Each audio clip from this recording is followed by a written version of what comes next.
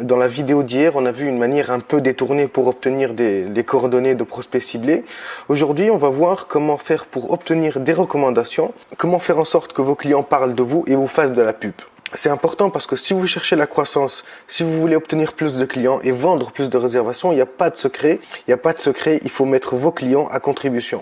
Et quand je parle de recommandations, je ne parle pas simplement du fait qu'un client vous recommande à un autre client ou le fait qu'il parle de vous à une autre personne pour le transformer en client. Ça va au-delà de ça.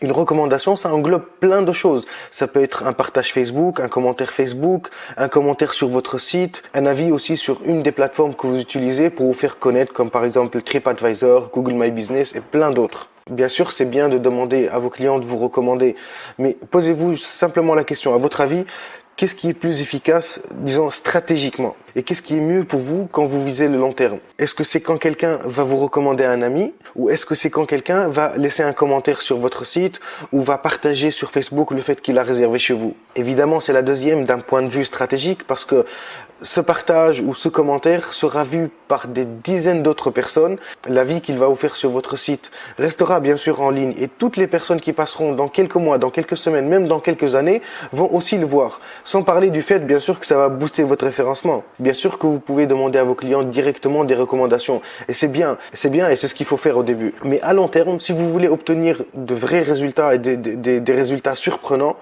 et disons des résultats mieux que la moyenne, il faut créer un système autour de tout ça et automatiser le processus. Un système qui va demander automatiquement à vos clients un avis, un partage, une recommandation, etc. Parce que clairement, personne ne le fera, ou disons, personne ne le fera de lui-même. Personne ne va parler comme ça de vous, de lui-même. Comme j'ai dit, il faut le demander clairement déjà, et surtout, il faut proposer quelque chose en échange, une sorte de récompense. Je me rappelle, il y a quelques temps, je me promenais sur Paris et j'avais vu un stand qui proposait des boissons, je me rappelle plus la marque. Ils avaient sorti une nouvelle gamme avec de nouveaux parfums et justement, ils proposaient ces boissons-là gratuitement, mais en échange d'une photo. Donc, on vous donnait la boisson et vous prenez en photo avec la boisson et vous partagez la photo sur Instagram. Et je vous dis pas de distribuer comme ça des courses gratuitement, je sais que c'est pas faisable.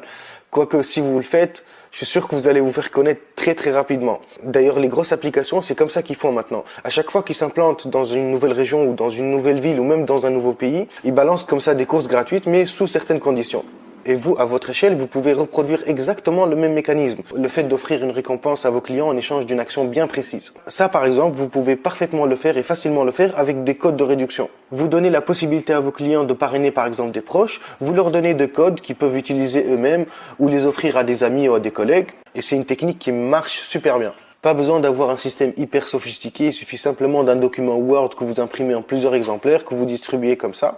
Ou sinon, vous le convertissez au format PDF et vous le proposez en téléchargement gratuitement sur votre site en échange d'un email par exemple. Il faut juste que ça soit cohérent avec votre stratégie, un minimum joli, donc un joli design, et vous appelez ça comme vous voulez. Coupon, réduction, code promo, bon d'achat, code partenaire, peu importe. À partir du moment où en face, vos clients, ils voient qu'il y a un intérêt. Ou plutôt, il faut qu'ils voient qu'ils ont quelque chose à y gagner. Ça peut être aussi un système de carte de fidélité avec des points, ça marche aussi très bien ça. Évidemment, l'idéal, c'est d'automatiser tout ça et c'est pour ça que j'ai dit que c'était intéressant de le faire au format PDF par exemple. Vous mettez en haut de votre site bien en évidence un bouton ou un onglet que vous appelez « Nous recommander » ou « Faites profiter un ami ». Et quand les gens cliquent, ils arrivent sur une page qui dit « Entrez l'adresse email d'un ami et obtenez par exemple un code de réduction ». Il y a plein d'autres choses à faire, il y a plein d'idées. Par exemple, vous pouvez organiser un concours Facebook, vous pouvez demander un partage sur Facebook juste avant la validation d'une réservation, par exemple, et en échange d'une réduction. Ou vous pouvez aussi vous amuser en faisant des jeux ou des trucs un peu ludiques,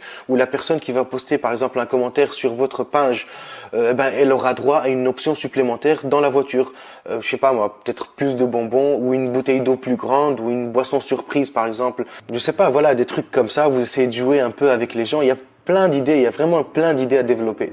Il faut juste se mettre à la place de vos clients et des clients que vous ciblez bien sûr et vous dire voilà, si je leur demande de faire telle et telle chose, qu'est-ce qu'ils ont à y gagner?